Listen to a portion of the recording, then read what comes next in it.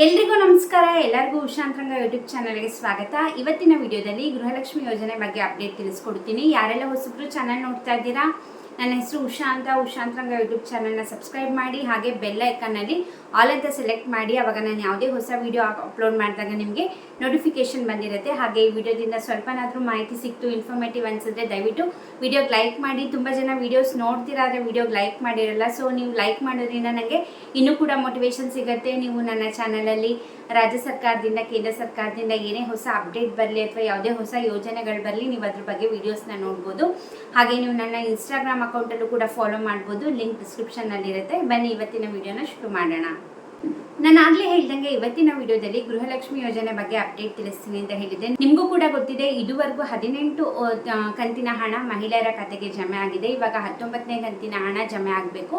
19ನೇ ಕಂತಿನ ಹಣ ಅಂದರೆ ಫೆಬ್ರವರಿ ತಿಂಗಳು ಹಣ ಮಾರ್ಚಲ್ಲೇ ಬರಬೇಕಿತ್ತು. ನಿಮಗೂ ಕೂಡ ಗೊತ್ತಿದೆ, ಕೆಲವು 2-3 ತಿಂಗಳಿಂದ ಲೇಟ್ ಆಗಿದ್ದ ಕಾರಣ ಹಣ ಇವಾಗ ಫೆಬ್ರವರಿ ತಿಂಗಳದು ಬರಬೇಕಾಗಿದೆ. ಇವಾಗ ಆಲ್ರೆಡಿ ಮಾರ್ಚ್ ತಿಂಗಳದ್ದು ಬರಬೇಕಿತ್ತು, ಅಂದರೆ ಮಾರ್ಚ್ ತಿಂಗಳದು ಏಪ್ರಿಲಲ್ಲಿ ಬರಬೇಕಿತ್ತಲ್ವ. ಇವಾಗ ಫೆಬ್ರವರಿ ತಿಂಗಳದೇ ಇನ್ನೂ ಬಂದಿಲ್ಲ. ಬಟ್ ಮಹಿಳಾ ಮತ್ತು ಮಕ್ಕಳ ಕಲ್ಯಾಣ ಇಲಾಖೆ ಆದಂತಹ ಸಚಿವರಾದಂತಹ ಲಕ್ಷ್ಮೀ ಹೆಬ್ಬಾಳ್ಕರ್ ಅವ್ರು ಏನು ಹೇಳಿದರು ಅಂತಂದರೆ, ಇದೇ ಏಪ್ರಿಲ್ 2ನೇ ವಾರದಿಂದ 19ನೇ ಕಂತಿನ ಹಣ ಜಮೆ ಮಾಡ್ತೀವಿ ಅಂತ ಹೇಳಿದರು.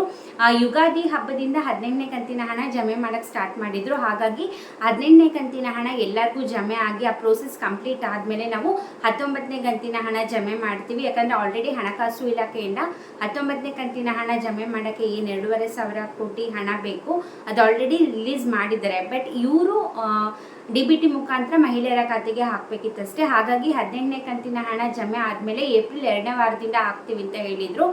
ಬಟ್ ಇದುವರೆಗೂ ಕೂಡ ಯಾವುದೇ ರೀತಿ ಹಣ ಹಾಕಿಲ್ಲ.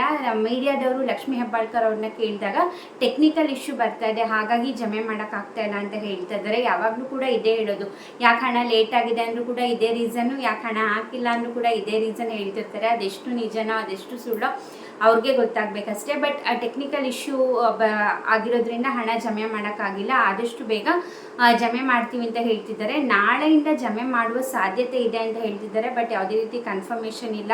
ನೋಡೋಣ ನಾಳೆನಾದರೂ ಜಮೆ ಮಾಡ್ತಾರಾ ಇಲ್ವಾ ಅಂತ. ನಿಮಗೇನು ಅನಿಸುತ್ತೆ ಅಂತ ಕಮೆಂಟ್ ಮಾಡಿ. ಹಾಗೆ 18ನೇ ಕಂತಿನ ಹಣ ಕೂಡ ಸಾಕಷ್ಟು ಜನ ನಮಗೆ ಹಣ ಜಮೆ ಆಗಿಲ್ಲ ಅಂತ ಹೇಳ್ತಾ ಇದ್ರಿ. ಬಟ್ ನಮಗೆ ಬಂದಿರೋ ಮಾಹಿತಿ ಪ್ರಕಾರ ಇವಾಗ ಆಲ್ರೆಡಿ ಎಲ್ಲರಿಗೂ ಕ್ಲಿಯರ್ ಮಾಡಿದ್ದಾರೆ 18ನೇ ಕಂತಿನ ಹಣ ಅಂತ ಬಂದಿದೆ.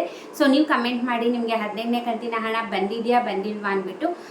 ಹಾಗೆ ರೇಷನ್ ಕಾರ್ಡ್ ಬಗ್ಗೆ ಕೂಡ ಸಾಕಷ್ಟು ಅಪ್ಡೇಟ್ನ ನಾನು ನಿಮಗೆ ತಿಳಿಸ್ತಾನೆ ಇರ್ತೀನಿ. ಹಿಂದಿನ ವೀಡಿಯೋಸ್ಗಳನ್ನೆಲ್ಲ ಚೆಕ್ ಮಾಡಿದ್ದೀರಾ ಅಂದ್ಕೊಂಡಿದ್ದೀನಿ. ಚೆಕ್ ಮಾಡಿಲ್ಲ ಅಂದರೆ ರೇಷನ್ ಕಾರ್ಡ್ ಬಗ್ಗೆ ಪ್ರತಿಯೊಂದು ಕೂಡ ಅಪ್ಡೇಟ್ನ ನಾನು ಕೊಡ್ತಾನೆ ಇರ್ತೀನಿ. ಹಾಗಾಗಿ ಸಬ್ಸ್ಕ್ರೈಬ್ ಮಾಡಿಕೊಂಡು ಬೆಲ್ ಐಕನಲ್ಲಿ ಆಲ್ ಅಂತ ಸೆಲೆಕ್ಟ್ ಮಾಡೋದನ್ನ ಮರಿಬೇಡಿ. ರಾಜ್ಯ ಸರ್ಕಾರ, ಕೇಂದ್ರ ಸರ್ಕಾರದಿಂದ ಏನೇ ಅಪ್ಡೇಟ್ ಬಂದು ಖಂಡಿತ ನಾನು ನಿಮಗೆ ವಿಡಿಯೋ ಮಾಡ್ತೀನಿ. ಸೊ ಹಾಗಾಗಿ ನಿಮ್ಮ ಸಪೋರ್ಟ್ ನನಗೆ ತುಂಬಾ ಮೋಟಿವೇಶನ್ ಸಿಗುತ್ತೆ. ಪ್ರತಿಯೊಬ್ಬರು ಕೂಡ ಸಪೋರ್ಟ್ ಮಾಡಿ. ಹಾಗೆ ಈ ವಿಡಿಯೋದಿಂದ ಸ್ವಲ್ಪನಾದರೂ ಮಾಹಿತಿ ಸಿಕ್ತು ಅಂತ ಆದರೆ ದಯವಿಟ್ಟು ವಿಡಿಯೋಗೆ ಲೈಕ್ ಮಾಡಿ. ಹಾಗೆ ಯಾರೆಲ್ಲ ಸಬ್ಸ್ಕ್ರೈಬ್ ಮಾಡ್ಕೊಂಡು ನೋಡ್ತಾ ಇದ್ದೀರಾ, ಥ್ಯಾಂಕ್ ಯು ಸೋ ಮಚ್. ಹಾಗೆ ಇನ್ಸ್ಟಾಗ್ರಾಮ್ ಅಕೌಂಟನ್ನು ಕೂಡ ಫಾಲೋ ಮಾಡೋದನ್ನ ಮರಿಬೇಡಿ. ಇಷ್ಟೊತ್ತು ವಿಡಿಯೋ ನೋಡಿದ್ದಕ್ಕೆ ಥ್ಯಾಂಕ್ ಯು ಸೋ ಮಚ್. ನಮಸ್ಕಾರ.